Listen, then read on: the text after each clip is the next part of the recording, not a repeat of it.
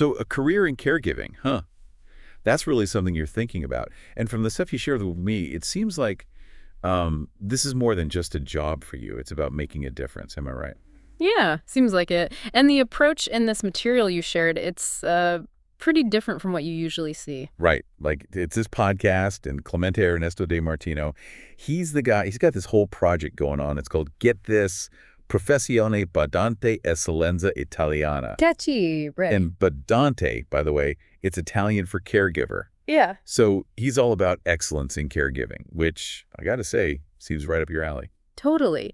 And what's really interesting is that this whole project, it came about because DiMartino had a hard time finding good care for his mom, as she got older. Yeah, he talks about that. And it's actually kind of sad. He went through a bunch of different caregivers, but something was always off, Mm. like some weren't experienced enough. Others just couldn't click with his mom on a personal level. And some, well, it seemed like they just couldn't deal with the emotional side of things. Oh, for sure. A lot of families go through that, trying to find that balance between, like, professional skills and genuine human connection. It's tough. Totally. But then he talks about finding Irene P, a nurse who just seemed to get it. Like she was everything he'd been looking for in a caregiver. Sounds like she wasn't just good at the job, but she also had this, like, emotional intelligence, that made all the difference. Yeah, totally. DiMartino talks about how her being there, taking care of his mom, it wasn't just about his mom, really. It gave the whole family peace of mind, knowing she was in good hands, someone who really cared.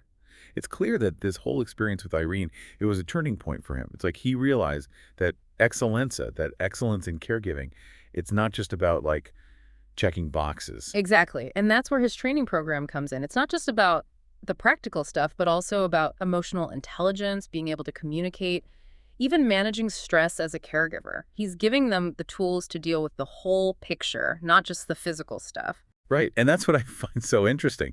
He's not afraid to bring in these kind of unconventional ideas. Like he talks about incorporating art and music into the caregiving process. Yeah, he actually created this whole method called socio-recreational artistic stimulation.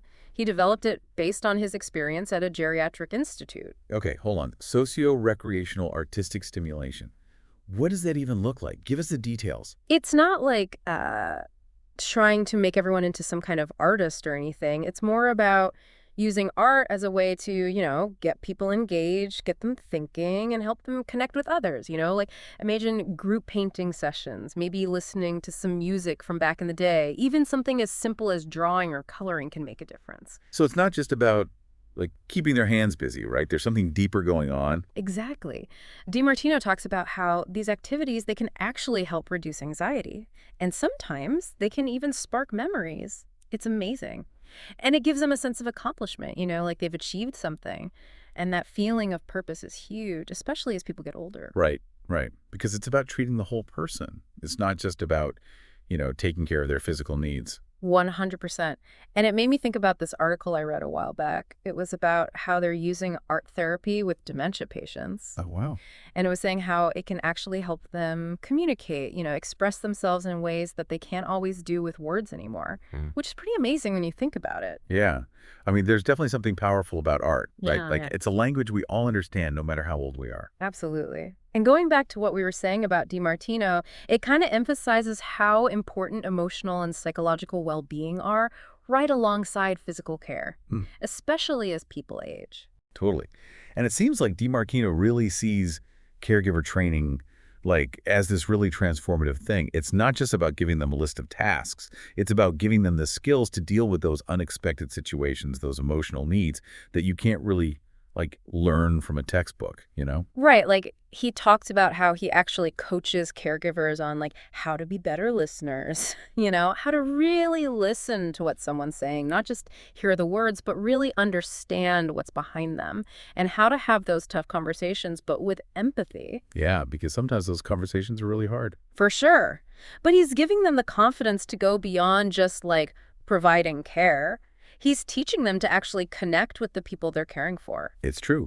He even talks about how caregiving, like when it's done right, with this level of intention and skill, it can be really empowering, not just for the person receiving the care, but for the caregiver themselves, too. Yeah, he's big on that. He really emphasizes creating a sense of purpose, a sense of dignity for everyone. And, thinking about you, that seems like something you've been thinking about a lot too. You're right. And actually, this feels like a good moment to kind of shift gears a bit and talk directly to you, if you're up for it. Sure. You've been so great about sharing your thoughts on all this, and I'm curious, as you've been diving into all this material, what's been standing out to you? Like, what feels particularly relevant to your own journey into caregiving? What's resonating? Yeah, for sure. It's been really cool to kind of go through all this with you. DiMartino's approach is like really something. And you know what I thought was really cool?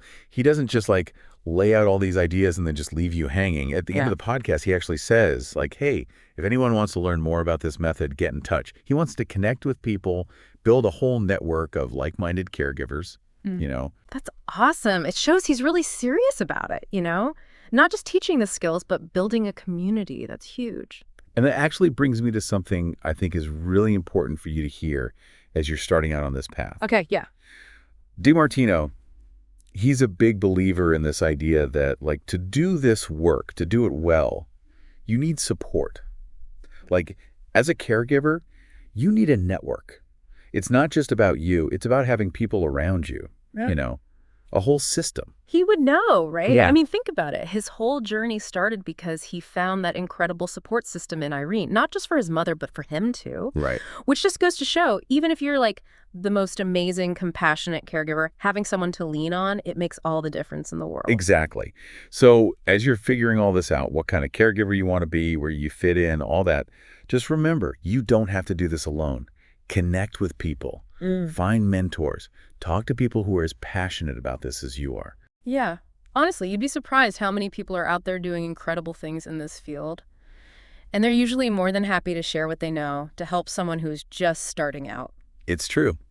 And, who knows, maybe someday, not too far down the road, you'll be the one sharing your experience, inspiring someone else. That would be awesome. Yeah, so keep in touch, all right? Let me know how it goes. I'm really invested in this now. I can't wait to see where you go with it. I will, definitely. And thanks again for doing this deep dive with me. It's been really helpful. Of course. Always happy to help. And for everyone listening, thanks for joining us for another deep dive. We'll catch you next time.